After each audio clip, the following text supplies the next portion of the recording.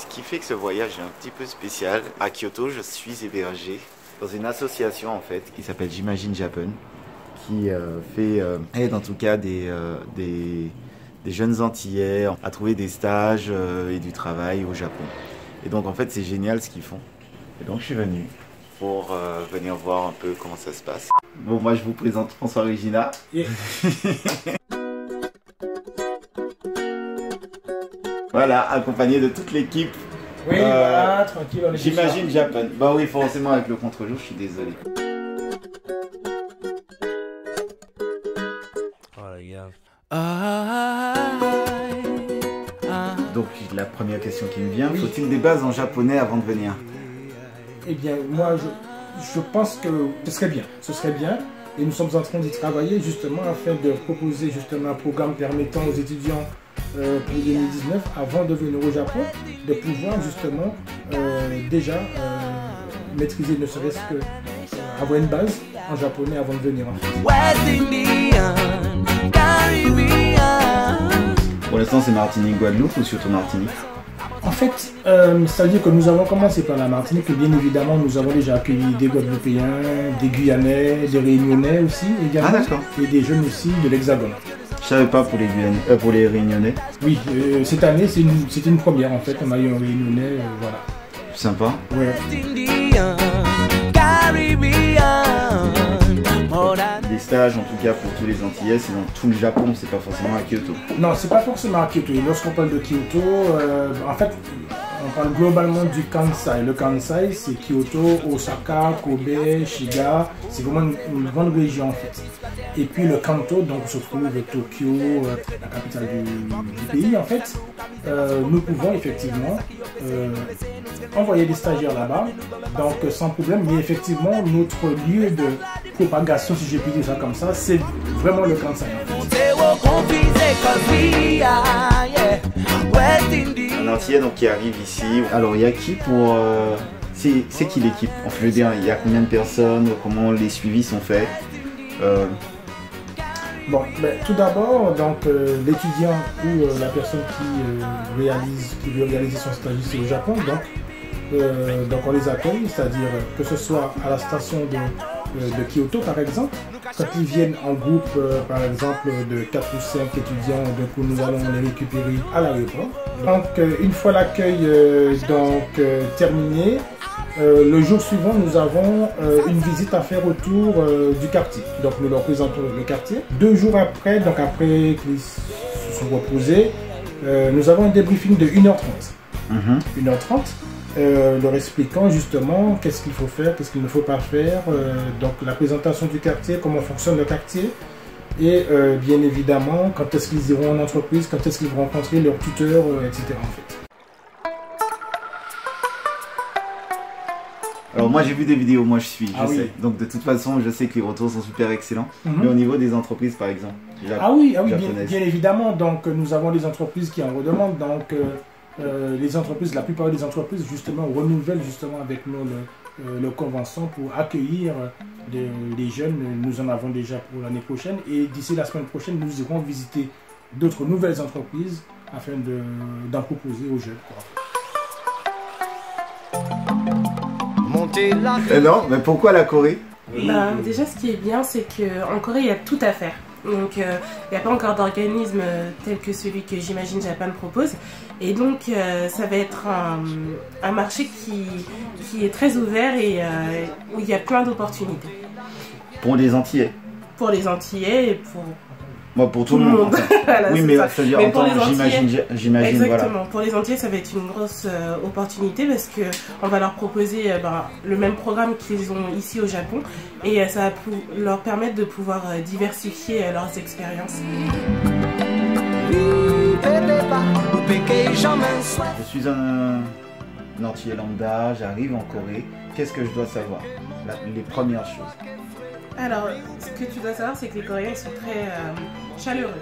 Donc, ils sont curieux de beaucoup de choses, ils posent beaucoup de questions, ils vont venir vers toi naturellement. Il n'y a pas cette barrière qui vont se dire c'est des étrangers, je ne vais pas venir leur parler. En général, ils viennent vers toi et ils te posent des questions, ils n'ont pas peur de ça. D'accord. Bon, ça veut dire que Il n'y a pas de crainte à avoir, techniquement. Non, techniquement, il n'y a pas de crainte à avoir parce que c'est pas un pays où tu vas avoir du mal à te déplacer, à communiquer, des choses comme ça. S'ils peuvent t'aider, ils vont t'aider. Plus clair, oui, bébé, ou peut pas garder. À fond si clair, tellement cabrié, où c'est dit sans lumière, qui a guidé au monter la rivière d'amour. Alors il s'agit de la chambre dans laquelle j'ai été hébergé, donc il y a tout ce qu'il faut, le lit, le chauffage, la climatisation. Maintenant bon, on a quelque chose aussi qui est typique du Japon, c'est que en fait les voisins sont vraiment tout près, mais ça c'est partout comme ça. Donc il y a tout le confort et tout, franchement, la salle de bain t'en parle, les toilettes aussi, il y a 4 ou 5 chambres je crois, et franchement c'était top, c'était vraiment sympa. Et donc là, c'est quoi? En fait, oui, donc tu peux aller jusqu'à 4 étudiants ici. Voilà, 4 ou 5 étudiants. Et là, on a les tuiles. À force jambes roches ni en ou périphée, la sauce, la cassotille, monter. Alors par contre, moi j'ai une dernière question quand même. Oui. Donc les jeunes effectivement peuvent, enfin les jeunes et moins jeunes, peuvent venir habiter ici, oui. Mais ils ont la possibilité de trouver leur appartement aussi, c'est-à-dire vous les aidez aussi à ça ou bien Bien, en fait, c'est-à-dire que nous avons 2 maisons de la Martinique, à Kyoto et l'autre est à Shiga. Des étudiants aussi peuvent dormir là-bas. Et bien évidemment, si ils ont un stage, par exemple, très éloigné, par exemple, à ce moment-là, nous, on est garants, justement. Donc nous pouvons louer, justement, un appartement pour eux, par exemple, dans un autre endroit. à Tokyo par exemple. Par exemple, à Tokyo. Ok. Du coup, si tu avais quelque chose à rajouter juste pour encourager en tout cas ceux qui voudraient tenter l'aventure mais qui pour eux s'arrêtent à des critères de prix, à des critères de coût de la vie, de barrière de la langue, de je pars trop loin de chez moi. Si tu pouvais encourager quelqu'un à tenter l'aventure, j'imagine Japon ou j'imagine Corée. Oui. Ben, moi, tout ce que je peux dire, en fait, c'est-à-dire que l'étudiant qui veut vraiment pouvoir trouver, entre guillemets, sa place dans le monde a maintenant la possibilité d'aller ailleurs, que ce soit au Japon, en Corée, ou à Taïwan, ou aux États-Unis ou en Chine. Donc, moi, je pense que pour, comme dirait l'un des étudiants cette année, pour mieux revenir en Martinique bien armé, il faut partir à l'international. Et donc, moi, j'encourage les jeunes, ceux qui veulent bien, de faire en sorte de pouvoir mettre un peu d'argent de côté, parce que c'est tout à fait, c'est indispensable en fait de pouvoir investir sur son avenir, donc mettre un peu d'argent de côté. Et bien évidemment, nous avons mis en place une bourse qui permet aussi d'aider les étudiants qui sont en difficulté financière par exemple. Donc voilà. Donc du coup, de toute façon, pour tenter une aventure, il faut une part personnelle. Je veux dire, ce ne sera pas du travail déjà préfet. Faut se donner les moyens aussi. Tout à fait, tout à fait. Ça c'est primordial, c'est aussi le début de la réussite. Voilà. Mais de toute façon, en venant ici, ils auront des personnes qui vont les encadrer. Nous allons les encadrer comme nous avons l'habitude de le faire, c'est-à-dire le jeune n'est pas laissé pour compte, par exemple dans les entreprises japonaises. Nous avons aussi un suivi qui nous permet d'aller tous les mois justement vérifier comment ça se passe sur place dans l'entreprise. Donc il y a il y a ces accompagnements derrière qui fait que j'imagine Japan propose un service unique sur le Japon. Donc toi tu étais hébergé comme moi ici. C'est ça. Tu es venu en vacances. Je suis venue en vacances, enfin, j'ai fait la touriste, j'ai visité et j'ai été hébergée ici. C'était comment? Et c'est génial en fait parce qu'on est super bien placé. D'un point de vue touristique, il y a juste à marcher pour aller voir un palais qui est juste à côté, même 2 palais, et pour aller manger. Parce que oui, c'est une part qu'il faut vraiment découvrir la gastronomie japonaise. Et juste trop bien. Enfin, j'ai pas goûté un seul truc que j'ai pas aimé pour l'instant. C'est pas pour toi. Le matcha.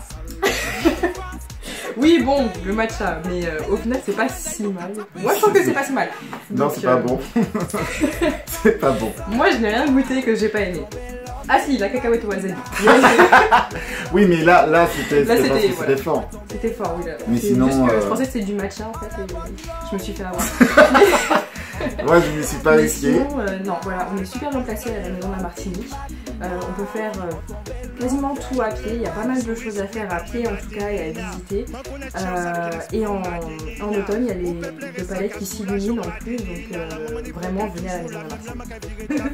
Je suis obligé de venir en secret parce que sinon, elle dira rien. Salut. C'est une des membres de l'équipe. Fini par envoûter, moi joue barré, moi dans blanc. Sorti cette année, ça n'a joue pas. Moi tombé l'homme d'Imadinina. Moi tombé l'homme d'Imadinina. Moi tombé l'homme de well. On les bonnes là ou pas la meilleure.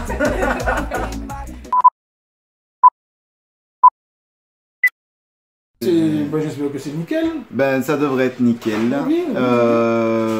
Tu as visité la chambre d'en haut, là? Laquelle? Au-dessus? Ouais. Non. Non, on peut y aller. C'est laquelle? C'est là où se trouve le jeune homme, mais on a tout préparé. Si jamais tu voulais prendre... Non, je suis bon. Ça J'ai va fait la mienne déjà. Ok, c'est bon. Donc tout va bien? C'est complètement différent. C'est vrai? Bon, Oui. ben on va y aller. Maradu, ça n'a rien. On va aller. Mais j'ai entendu parler de la Corée et tout. Ouais, oui, et bien justement, donc la représentante, la responsable de la Corée est ici en ce moment avec nous. Donc, elle peut se présenter, bien évidemment. Ben, on va aller la voir. On va aller la voir.